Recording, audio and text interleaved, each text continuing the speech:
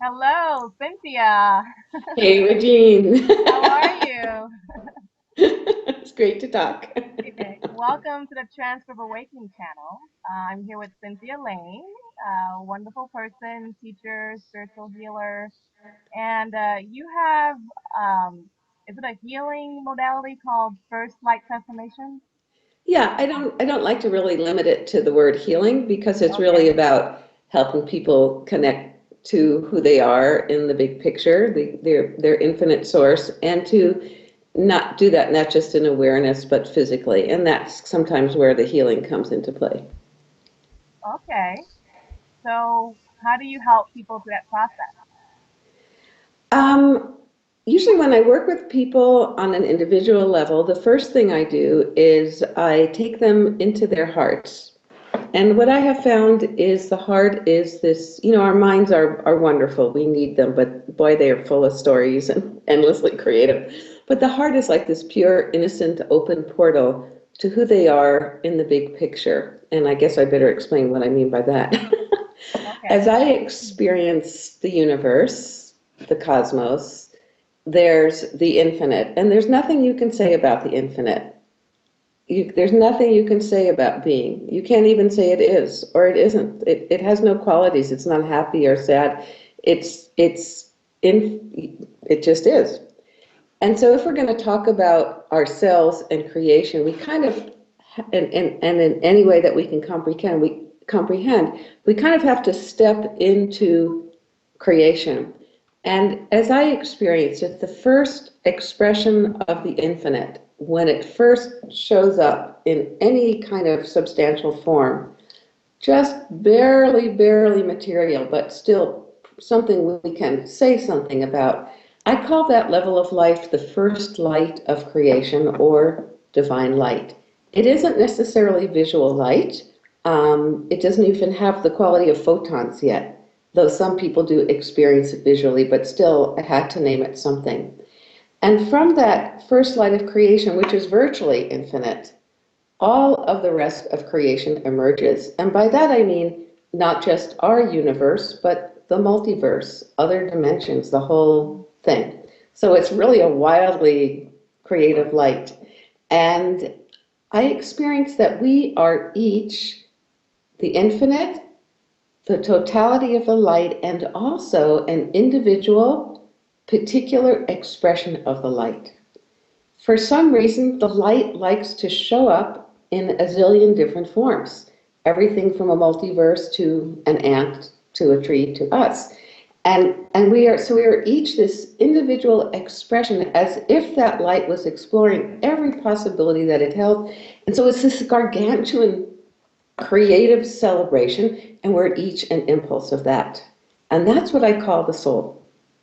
The soul is the totality of light, the totality of the infinite expressing in one particular fantastic way. And so, what I like to do is help people discover who they are as unlimited beings, but also the special gifts that they bring here to share.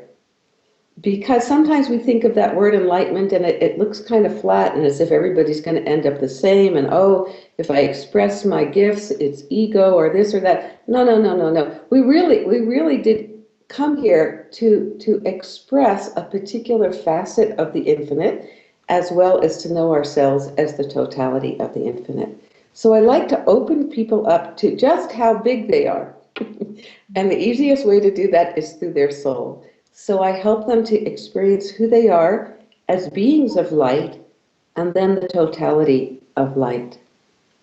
And then the next thing that I like to help people do is to know it not just in awareness, but to actually have every cell in our bodies also recognize that we are light.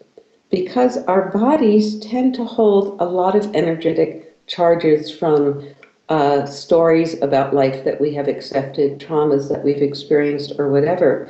And so after we bring the light into our bodies, if there's anything in our bodies that say, no, you may be light, but not me, any cell, anywhere. I mean, our cells literally have belief systems. mm, Okay, I'll give you an example. If you grew up a parent that had arthritis. Yes, it may also be a genetic tendency. I'm not going to rule that out. But just from our innocence, we grow up with an expectation that after a certain age, I'm going to have arthritis. Our cells simply adopt that as the norm. And then by gum, by golly, we get it. Another example, when I first got into the whole healing world, I took some body work courses, actually energy work courses, and somebody looked at me walking and they said, "Why do you limp?" There was no reason in the world for me to limp, but my dad limped. And my body had simply adopted his style, because totally unconsciously, because that was his, that's what it saw as normal. So I take people through a process as necessary, based on non-resistance, to opening to the energies that are stored there and releasing them. The mind doesn't even really take much part in the process. I literally work with the person's cells. Okay. So I'd like to get back to that All a right. little bit because, I'd love to ask about practical ways, to integrate spirituality, in what you do in normal life. But I'd like to know firstly, how did you get started in all this? Well, I think I What was think the journey like? I think I must have been born with the impulse, because I can't remember a time in my life when God wasn't important. Though, of course, as a little girl, I had certain ideas about God. And then when I got to college, it was at a time when things were just kind of opening up to Eastern teachings, and the first thing I encountered was Zen. And then eventually I moved to the San Francisco Bay Area and went to San Francisco State College, where like everything was available. And so I explored lots of different things. And finally I came upon the transcendental meditation technique. And that was it. That was perfectly resonant for me. It gave me an immediate experience of the infinite.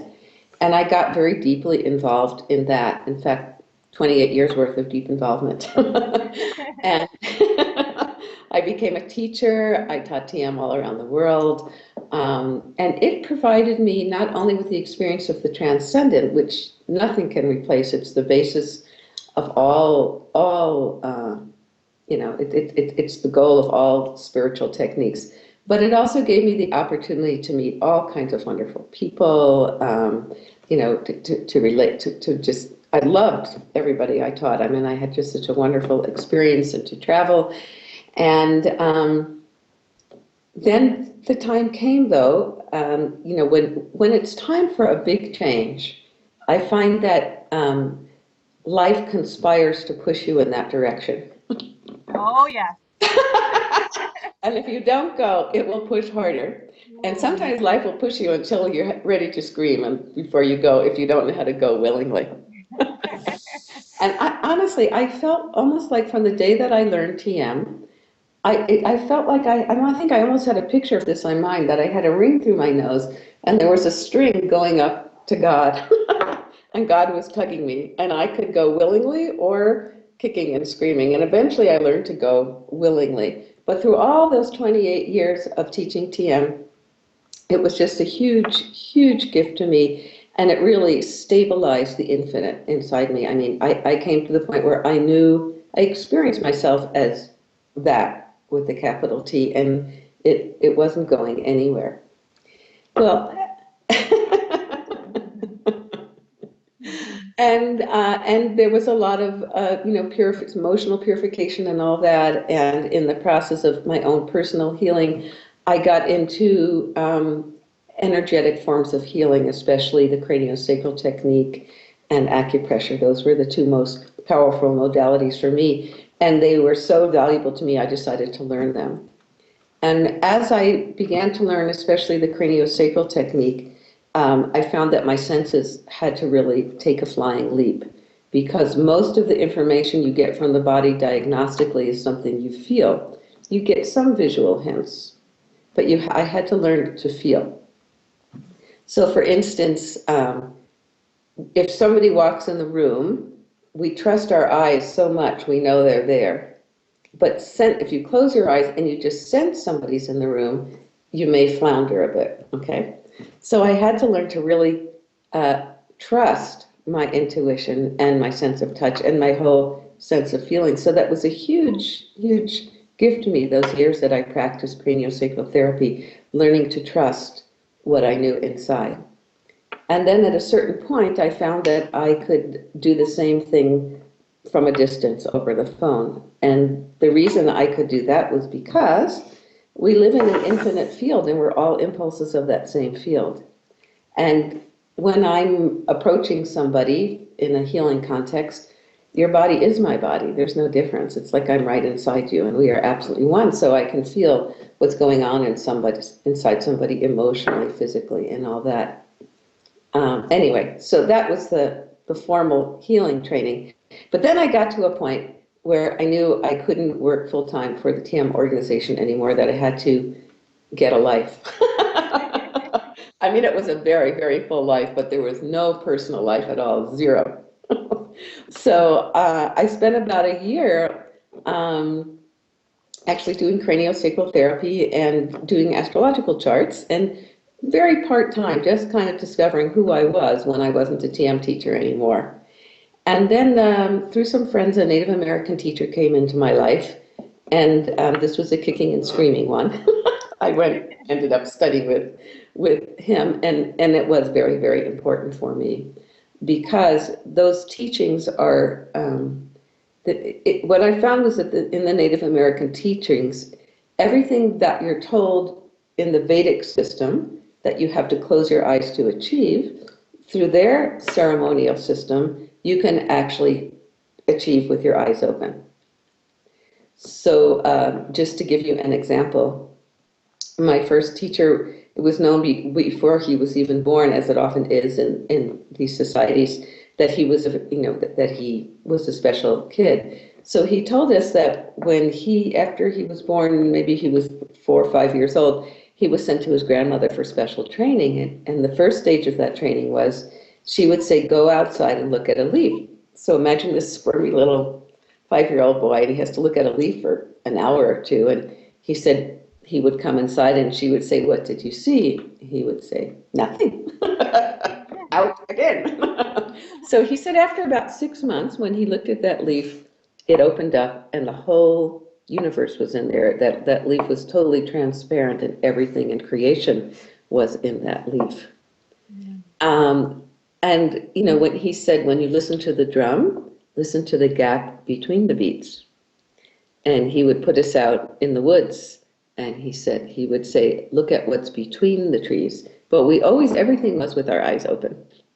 So it was a huge reversal. It was like every cell in my body had to shift from thinking I had to close my eyes spiritually to opening and embracing the world and discovering that not only was I infinite, but everything was infinite. Wow. And that was a huge gift. Okay, well that's pretty different because I am familiar with the TM movement as well, and you're right, it's all about closing your eyes and so how did you shift from closing your eyes to fully, opening them to experience something? I mean, what was that like? Well, Did you have any doubts?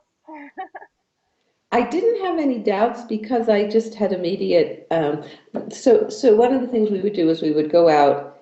There was a place where we used to go every other week, and he would put us out in the woods at night. And I love the woods. I've always loved the earth, and walking has always been and hiking has always been my favorite thing to do. So my first, in quotes, spiritual experience was he would put each of us separately all throughout the woods, and we would be there, sometimes most of the night. And when I first got into this little energized circle where I was supposed to be doing my spiritual work, my first thought was, oh my God, I'm in the woods and my eyes are open and I'm doing something spiritual. Yes! So the adjustment was, on one level, one of total joy, but still, I did question a lot, and I found that my mind was stubbornly holding on to old paradigms, and I had, for that system to work, it's not that one paradigm is better than another. I think every paradigm is here to help somebody, but for me to have that paradigm, that system work for me, I had to let go of the old way. And so my mind held on to certain belief systems. And, I'll tell you another silly story. Of course, I didn't smoke and hadn't smoked since I was in college, and I was a vegetarian. And I remember one day my teacher had a bead store, and I went to Hardee's to get him, just to bring him some lunch. He was kind of in service mode, and I'd never been in a Hardee's before. And I was in this Hardee's, and I was amazed at the amount of food you could get for $2.50. I thought, this is fantastic. I know why people come here. Not that I particularly wanted to. So I'm walking back to his store, and I have a hamburger in one hand, and I have tobacco in the other hand, and I'm thinking, oh my God, what just happened? Stop the movie. So I had to find that everything, I mean, there's nothing in this creation that is not serving a purpose. And there is nothing in this creation that is not an impulse of the infinite, exploring all its possibilities. So I know there are a lot of people on the spiritual path who believe that vegetarianism is, the right way. Uh-huh. And if you were a vegetarian for that long, was it hard to adjust to eating meat? Well, I didn't. Did you feel guilty? Well, initially I didn't. I resisted. I resisted for a long, long time, actually. And then one day I realized, okay, I can eat meat. I got that God was in the meat as well. Not God, I got that. And I went and I told my teacher, and he said, now I feel hope for you. And he said, and you don't have to eat it. I just wanted you to know that you could. So I never really got into it. I ate a buffalo for a while and still do very, very occasionally, because it's especially when I'm in ceremony with Native Americans, and it's the buffalo did literally offer its life to humanity, of course used in the right way to nourish them and give them zillions of gifts. And so occasionally I do, but not too often, very rarely. Yeah, I do eat fish. Yeah, so do I. I've come to the realization that it's better to listen to your body. Yes. You know. So Cynthia, I am losing your video. It's getting Here a you bit are. fuzzy. Okay. So Can you see me now? I can see you, but it's very, very fuzzy. So Hmm. I'm not sure what quite happened. Um, okay, that's better now. But Okay. it was going in and out for a little bit. Okay, so you okay now? Yeah, it's okay now, but it's not as clear as before. So I guess we can continue, but is there did something shift that you know of? No. I'm Okay. still sitting in the same place. Okay. All right. Okay. Well, maybe it's the iPad or, Yeah. okay. So I could I could try my computer, but the iPad usually works best. okay. Well, we'll continue. Okay. I can still see you. Okay. Um, so, okay. So you've gone through the TM movement, the Native American. Um, so with all of that, how are you feeling now? Where are you now in your life? Where am I now in my life? Yeah. I feel wonderful. Well, I'll continue the story a little bit. Okay. I think it was very, very important for me to find the infinite in the physical world, including the body. Mm. Because what I have found that is like a big part of what I bring to people and help people do is to do the same thing, is to help them wake up to the infinite, or to light, actually, not only in their awareness, but physiologically. You may know any number of people who are very spiritual, but they have, challenges with their health, or they continue to have emotional challenges and all that. And even if they're very clear on the issues, things don't seem to change. It's because we have to get the body to also let go of its belief systems. Mm. And then light can come in and remind the body, yes, you too are nothing but light. So I had to change from a focus merely on the internal consciousness to bringing consciousness literally into the physical realm. Maharishi used to use the words heaven on earth. And almost every time he would say that, I would have this reaction in my body and I would say, heaven in earth, heaven in earth. And I came to know the reason why I was having that was because I was about transforming what we call the third dimensional physical world as well as consciousness. So both are important, but I had to come into my body. I had to bring my awareness all the way through. Most people don't live fully in their bodies unless they're dancers or athletes or something. And I had to wake my own physiology up to light. So that was a huge step, and it for me, and it's also one of the things I do with people because I think we're meant to, or the door is open. Nobody has to do anything, but the door is open for us to take our body, our physiological transformation, uh, so that we have a whole nother level of joy in life. And I used to think it was just a shift in perception. If you see your body as light, literally, it's light, but it's actually a biochemical transformation. The body does have to go through changes to be able to recognize itself as light and live on light. So it's a longish process. Most recently, I went to France, and Yay! yes, definitely, yay. And I love France. The French should use me as an advertisement. I go on and on forever. I'm actually French background, Oh, so you are? All yeah, right. Regine. Have you been? I haven't been yet, Oh, you better go soon. And there's so something about when I get to France, I just get happy. So this was my my second trip, and I knew before I went that Mary Magdalene was going to be part of this journey because before I went, I just got inundated with information about visit her here and she was this and she was that and blah blah blah. So sure enough, she was.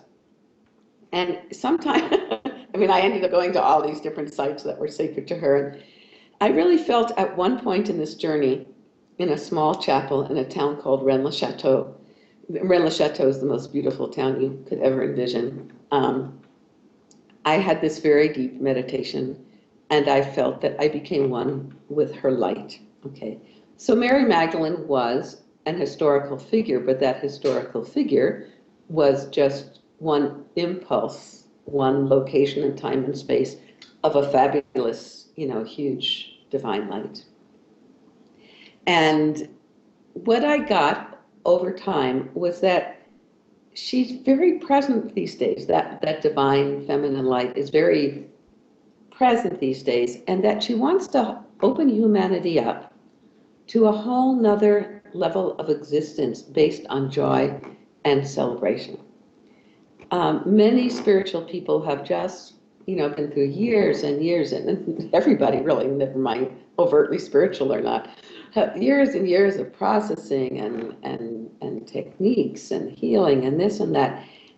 Marsha used to say that the elimination of stress and suffering was just a small fraction, maybe 1 or 2%, of what we could expect to happen on Earth in this projected uh, new time, which I think is already very much in process. And that the other 98% was so fantastic and such a level of joy that we couldn't even imagine it then. I kind of feel like we're right there on the threshold of stepping into that. And that she's here, her light is here, really just as a form of grace. It's nothing that we have to work for or process. We just have to open our hearts to that light, and she will help us to open up to joy, on a scale that most people can't imagine. So since I've come back from France, I feel that light, that really, really, really joyful light. I mean, consciousness just is. This is about joy. This is about consciousness bubbling. Uh, that really, really joyful light, very present in me and in everybody that I interact with.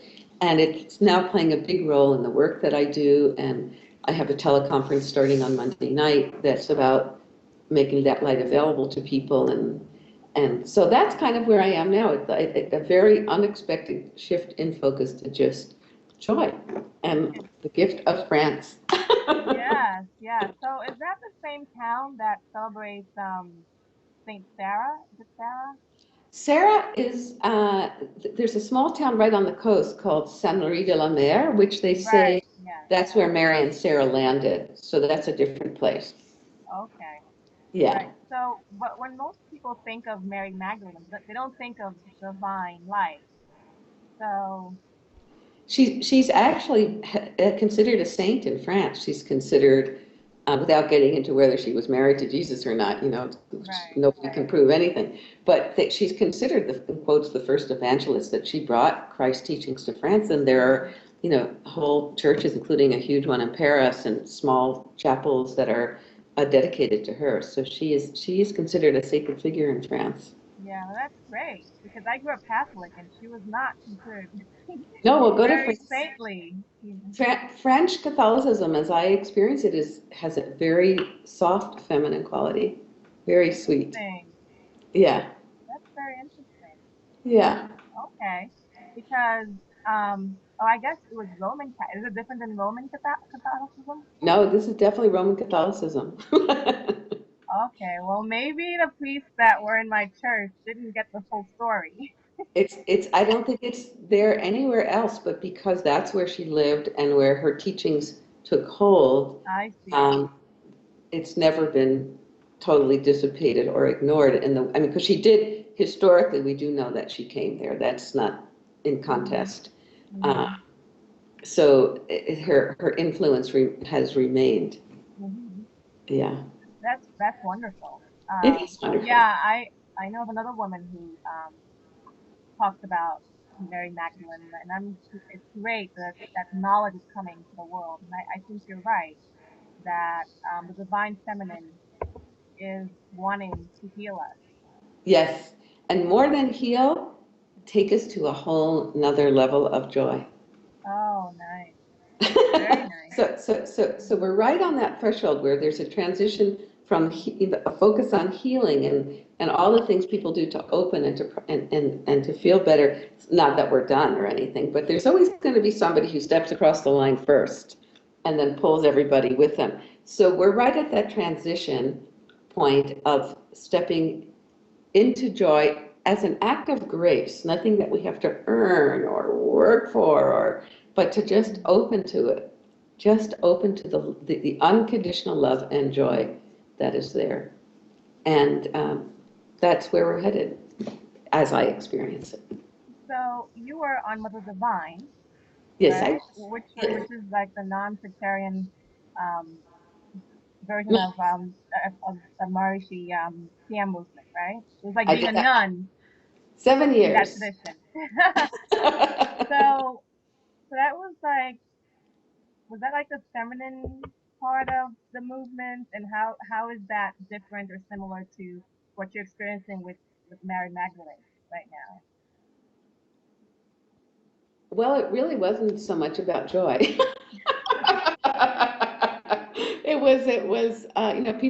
Sometimes people think if you live the life of a nun, you're withdrawing from life and you don't have to face your stuff. Oh my Mm, gosh, so not true. Because your okay. whole life is dedicated to being clear inside. And so when you meditate a lot of everything that needs to be purified, all of your stuff comes to the surface and you have to deal with it and address it. So it's very intense actually. And but it was beautiful, and I would say that it strongly strengthened the feminine side of me. Okay, because we were a sisterhood, we were all in it together. There weren't that many of us, and the friends I made are remain close because nobody else will quite understand that portion of our history like we did together. And there are many friends I made during that time that I just love dearly, and I do feel it strongly strengthened the feminine side of me, also just strengthened me as an individual. Now, Mm, right, all of that meditating just, my sense of self became extraordinarily expanded, and I mean self with a capital S. It was my inner reality. And when I came off Mother Divine, I actually moved to Washington, D.C., and began to teach TM in the international development community, much to my surprise. I taught at the World Bank and the IMF and the IDB and the ADB and and I just, it was a fascinating world, and I loved meeting people from all over the world. And I met quite a few high-powered people who worked, in the upper tiers of government, worked with presidents or thought that someday they were going to become presidents or prime ministers of their country. Had I not had that 7 years on Mother Divine and that consciousness, which allowed me, in quotes, not to take anything personally. Mm. I couldn't have done that. I couldn't have done that. But there was no person left to take anything personally. And so I could just march right in and not worry, in quotes, about me because there was no me. And so it was a fabulous experience, and I'm very deeply grateful. So if there was no you, how could you do work in the world? What is that like? Well, it's like nobody's home, okay? So you talk to me and I answer, but there's no sense of doing anything or anything happening. And you might say something very nice to me or something not so nice to me, and it passes right through me. Now, externally, I'll acknowledge in whatever way. I'll say thank you or okay.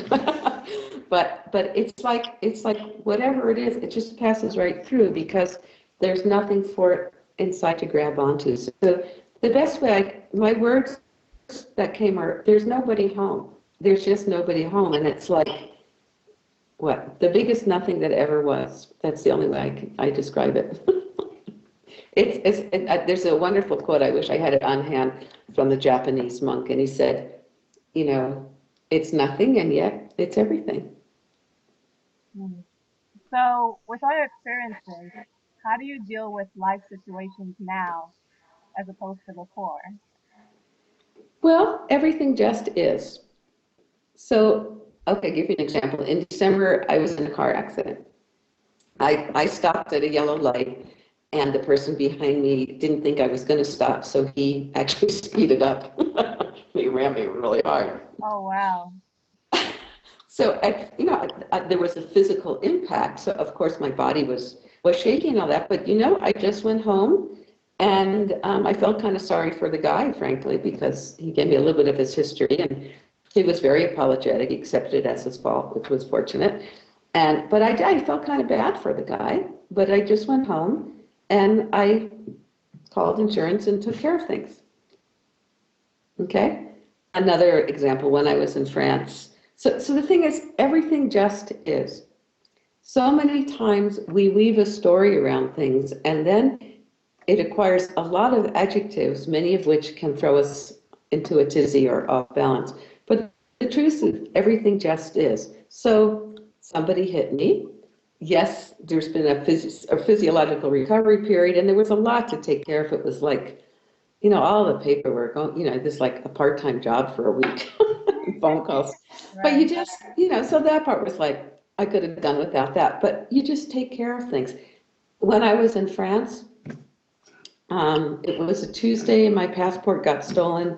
I was supposed to leave the next Monday, and I spent about 4 minutes thinking, oh my God, what am I going to do? And then I got online. Thank you, God, for iPads, plugging iPad. I got online, and sure enough, it was really easy to get your passport replaced. So I went and got my passport replaced and continued having a good time. So you can make a big story about things. You can drive yourself crazy wondering why that happened, or you can just move right along with what is. So it's sort of like the saying or the notion, what did Jesus do when he wasn't teaching? Chop wood, he chopped wood and carried water. Exactly, chop. Yes, you're still Yeah. in a you're still in a body, and so you do. You have to chop wood, carry water, and that's what you do. And lately, I have found that since there's nothing left to purify, there's no, in quotes, what I'll call karma. Um, I have a choice, and I'm choosing to do the things that make that as a human being I can enjoy. I go dancing. Okay. That's I hike. wonderful. I hike, play with friends. So when things are just, when everything just is, you can choose anything. Hmm. So we have that element of choice, and we can choose if we want to do the things that make us happy, whether it's meditate all day or dance. Whatever resonates with a person. Mhm. So you don't have to, like you said, build a story about it. Well, if I do this, then what's going to happen? And, you And know, maybe if I do that, it's not spiritual or blah, oh, blah, it's blah. not spiritual exactly. Or maybe I should not, I don't want to be in the world. I've heard a lot in Fairfield. But it's all the world. It's all Yeah. the world, and it's all God. There's just nothing but God everywhere. It's like you see people and you listen to their stories, and all I get is that they're in school. We're all in school. Everybody on the planet is in school, and we're all taking different classes. We chose to take these classes. Sometimes we graduate from that class in, one swoop. And Mhm. sometimes we have to take that class a lot. But nevertheless, eventually we do get on to the next class. And so everybody's path is so unique. It's impossible to judge anything or anyone. Everybody's path is so unique. All you can really do is just love people and wish them well. You might say, oh boy, friend A is still going through that and telling herself so many stories and da da da. You can do that, or you can just wish that friend well and recognize that she just has to take this class again until she gets it, and you just wish her well. Mhm. But everything's perfect, really.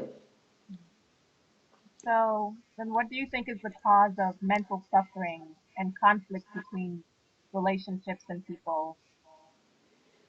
Uh, Several things. One is the stories that we invent and our need to know why, okay? And as I said, I think some of us, most people come in with a curriculum, and life puts us in the midst of that curriculum, and we have the opportunity to dissolve that story. So the mind invents stories about things. So, for instance, I had a car accident. Boy, there is a lot of room for stories in that. Why did that happen? And what was it supposed to, But I thought about it a little bit just for fun, but I didn't buy any of it. So there's endless room for interpretation of experience, and yet everything just is. So we come in and we choose a family, and most often that family is going to mirror back to us the classes that we decided to take. And some of them are pretty painful, admittedly.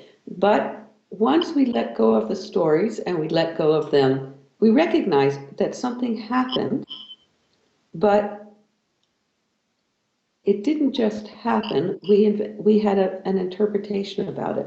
Once we let go of the story or the interpretation, then those events lose their charge. Okay? So Mhm.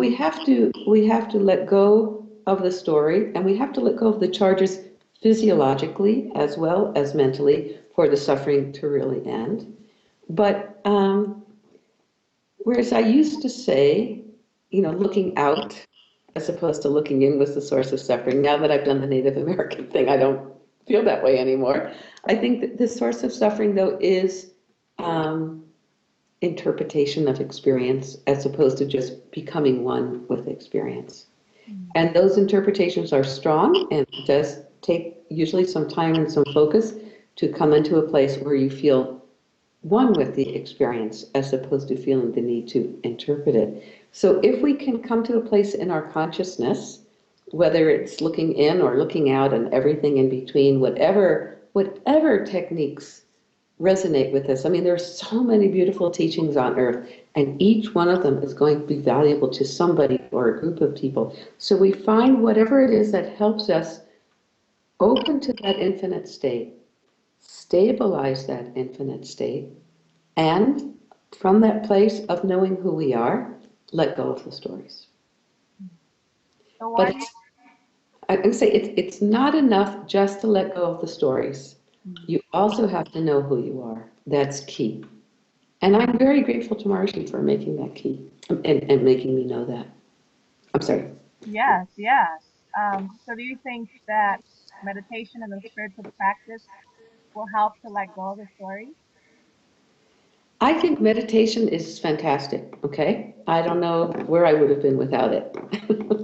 And I'm endlessly, endlessly grateful. For me, TM was a huge shortcut to open to the infinite and owning the infinite. Um, but at a certain point, I had to recognize that I no longer needed that. And that can be a big challenge for people who are very invested in a spiritual system. Any spiritual system, no matter how beautiful and no matter how full of truth, is still a system. And if you're trying to fit yourself into a system, how can you be infinite? So I'll tell you a dream I had. The transition from, being a TM teacher to studying with the Native American, it was huge for me. I had not looked, once I found Maharishi, I had not looked to the left or to the right. I was steady on. And so right before I went to study with this Native American, I had a dream. And in the dream, I was standing in a door frame, and the door frame was made of wood. It was just, there was no door, just the frame. And on one side of the door was this room full of rough-hewn wooden planks, totally empty, but it did have four walls and a floor. And on the other side of the door frame was just infinite white, golden light. And it was beautiful. And I knew that's where I had to go, but there was nothing to hold on to. Okay. So, and I was afraid to jump in the dream. But I knew that was the transition for me, to jump from something that wasn't really serving me anymore, but at least there was something to believe in, some basis for reality, some guidance, to jumping into the mystery. And eventually I did jump, but it took some time. So sometimes we outgrow a system. Sometimes it'll serve us for life, but a lot of people you have to jump out of the belief system, even the beautiful spiritual belief systems, and recognize that all these beautiful spiritual belief systems are all taking us to the same place. And when we're in that place, we don't know anything. We just don't know anything. It's just all a mystery. Hmm. So why do you think we hold on to the stories and that system, even though it may no longer be serving us? Do you think it's because we have a fear of the unknown? Yeah, I think it's probably a multi-level question. One is, yes, a Mm, fear of change, a fear of the unknown. It's a more familiar way of functioning, and sometimes it serves us. So, for instance, when I studied a little bit of acupressure, I'm not nearly an expert on it. I learned that sometimes people with an earth imbalance feel very undernourished inside, mm, and they'll keep attracting crises because they think that's the only way they can get love. Okay, so it's such an individual story for everybody, and eventually that person has to, come to the place of loving themselves and becoming self-nourishing. But everybody's story is so unique and has so many levels. But yes, sometimes that behavior serves a purpose because there's something deep inside that needs to be healed. So we have to let go of those emotional energies that are stored in our physiology, unravel the stories, and also open ourselves up to who we really are and recognize the gifts that we came to bring and how unique our path is. We are each the living experts on our own path. And we can't always be looking out for somebody to tell us what to do or fix us. We have to look inside and discover that what may be, uh, difficult for one person is really just right for me. mm. Okay. So what would you recommend if someone was new to this but wanted to experience more joy in their life and let go of the past, or is having difficulty? What would you suggest? Well, I'd love to say come and work with me, but I can't do the whole world. Of I, course. I, I would say experiment. Find the path that works for you, whether it's Vedic meditation or Native American ceremony or Adyashanti's teachings or this person's. Or find the path that works for you. I did find that I needed a technology. So, for instance, when I was at San Francisco State College, I mentioned earlier, there was a lot of things around, including some beautiful teachers. And one of them, I remember, his name was Mayor Baba. And he said, I've heard of them actually. Yes, he lived in total silence and he said just love. And I understood that I was not loving in the way that he described, and I couldn't automatically get there. So Mm. I loved his teaching. And TM actually gave me a technique for getting there. So that really worked for me. But I know other people, um, doing myriad other things that are also helping them. So look around, ask yourself inside, let your body tell you what works for you. A friend once told me, you can fool your mind, you can fool your emotions, but your body never lies. Mm. So one of the things I tell people to do is just close your eyes and settle down.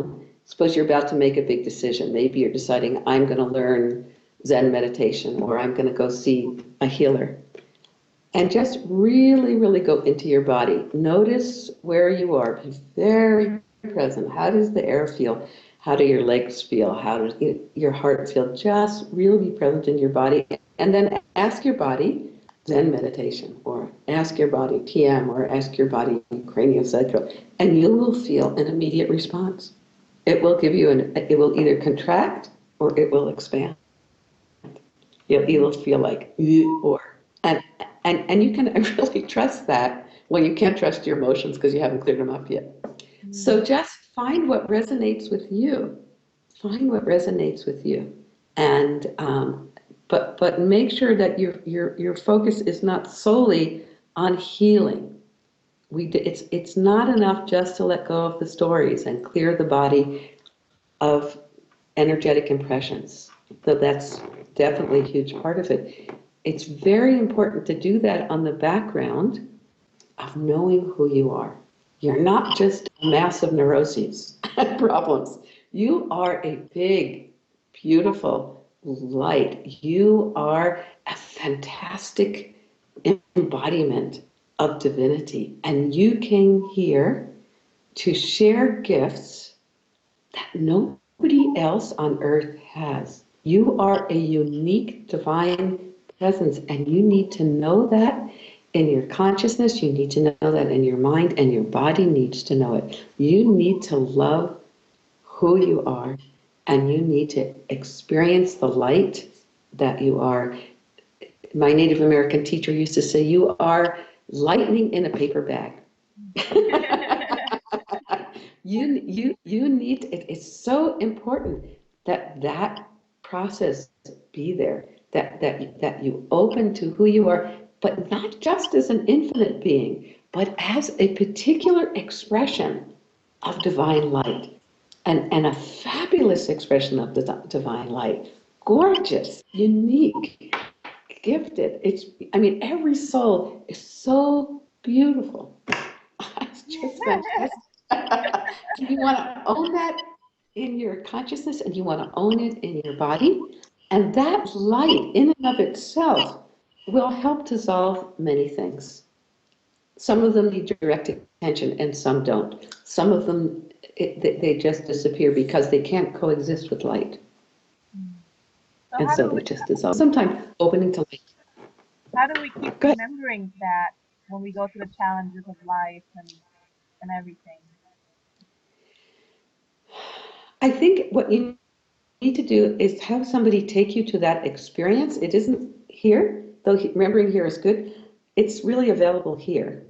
Um, and again, of course, I'm talking to you, but I have a CD that really helps people do that. It takes them Sure. into their heart Hmm. and it opens them up to who they are as beings of light. And if you do that, even a couple times a week, it gets, you know how to get to your heart.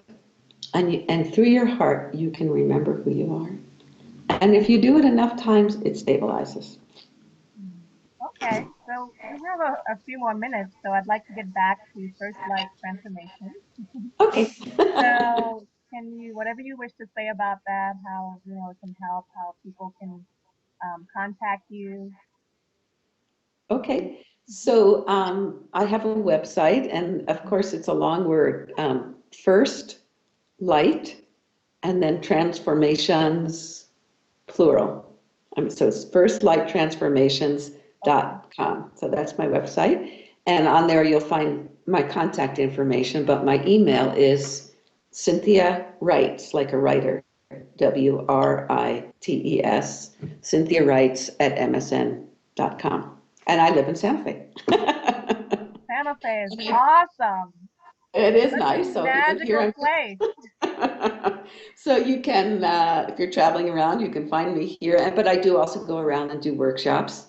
And starting on Monday night, I'll be starting a teleconference if anybody's interested. It's called Mary Magdalene's Light and the New Earth, the New You. And it is about opening to this new light or ancient light, which wants to be really infused. It's the spirit of joy that wants to infuse into human consciousness. So it will be very experience oriented, and it will do a lot of opening people up to who they are as beings of light. That always is the focus, the background of my work, or always a part of my work, is helping people become light and live light and live their beauty and celebrate their uniqueness. So not just healing, but Way really more, yes. living that light.